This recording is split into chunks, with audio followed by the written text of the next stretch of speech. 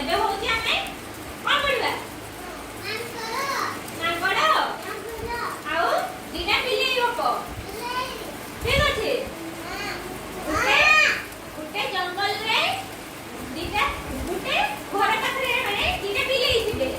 ଦିଟା ବିଲେଇ ନା ହଉଛି ଜଣଙ୍କ ନା ପୁଷି ଆଉ ଜଣଙ୍କ ନା ଟୁସି। ଠିକ ଅଛି। ବିଲେଇ ଦିଜଣଙ୍କ ନାଁ କିସ?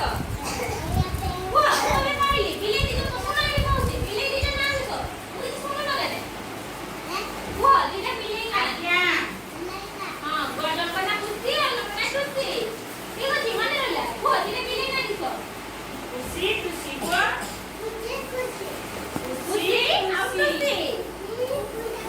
ଠିକ ଅଛି। ଦିଟା ବିଲେଇ ନା ହଉଛି ପୁଷି ଆଉ ଟୁସି। ଆଉ ସେ ଜଙ୍ଗଲରେ ଆଉ ଗୋଟେ ମାଙ୍କଡ ବି ରହୁଥିଲା। ସେ ମାଙ୍କଡ ନାଁ କଣ?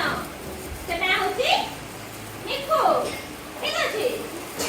ପୁଷି ଟୁସି ଦିଟା ବିଲେଇ ଥିଲେ ଆଉ ଗୋଟେ ମାଙ୍କଡ ଥିଲା। ତା ନାଁ କଣ? କୁହ ମାଙ୍କଡ ନାଁ କଣ? कोरोना मिठू को ନିକୁ। ହଁ ମାଙ୍କଡ ନାଁ କଣ? ନିକୁ। ତ ସେମାନେ ଗୋଟେ ପିଠାଟେ ଦେଖିଲେ। କିଏ ଦେଖିଲା? ଗୋଟେ ବିଲେଇଟେ। ପୁଷି ହଉଛି ସେଇଠି ଗୋଟେ ପିଠାଟେ ଦେଖିଲା। ସେ କହିଲା ତାପରେ ଶୁଣ ମୋ କଥା ଶୁଣ। ପୁଷି ପିଠାଟା ଦେଖିକି ପୁଷିକୁ ଡାକିଲା। ମୋ ପିଠା ହେଇଥିଲା तो ତମର ये सब बिलाई चोरी कर नहीं थी ना ନାଇଁ ତମରି ଘରୁ ବିଲେଇ ଗୋଟେ ପିଠା ନେଇଗଲା।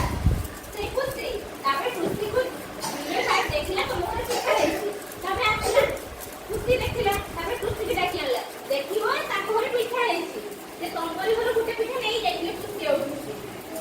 ହଁ ହଁ ସେଇ ପିଠା ଯଦି ନେଇକି ଗଲେ ତାପରେ ହଉଛି ପୁଷି କହିଲା ए भाई ଶୁଣ ପୁଷି ଆସିକି ନେଇଗଲା। ପୁଷି କହିଲା ଯେ ଶୁଣ ମୁଁ ଯାହା କହୁଛି ଶୁଣ। ପୁଷି କହିଲା ଯେ ମୁଁ ଏ ପିଠାଟା ଆଗେ ଦେଖିଛି। ପୁଷି କହିଲା ମୁଁ ଯାଇକି ଆଣିଛି। ସେମିତି କହିକି ମୁଁ ପିଠାଟା ଖାଇବି। ପୁଷି କହିଲା ମୁଁ ଆଗେ ଦେଖିଛି। ତାପରେ ସେମାନେ ଦି ଜଣ ଯେତେବେଳେ ଗୋଳେଇ ଲାଗୁଥିଲେ ସେତେବେଳେ ମାଙ୍କଡ ଗୋଟେ ଆସିଲା। ମାଙ୍କଡ ନାଁ କଣ? ନିକୁ। ହଁ ନିକୁ ଆସିଲା। ତାପରେ ସେ କହିଲା କାଇଁ ଝଗଡା ଲାଗୁଛ?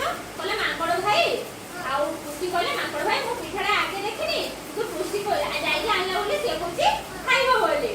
ଠିକ ଅଛି। ମାଙ୍କଡ କହିଲା ଝଗଡା ଲାଗନି ମୁଁ ତମମାନଙ୍କ ଭିତରେ ସମାନ ଭାଗ ବାଣ୍ଟ କରିଦଉଛି। ମାଙ୍କଡ କିନ୍ତୁ ବହୁତ ଚାଲାକ ଥିଲା ହେଲା। ଏ ନିକୁ ବହୁତ ଚାଲାକ ଥିଲା।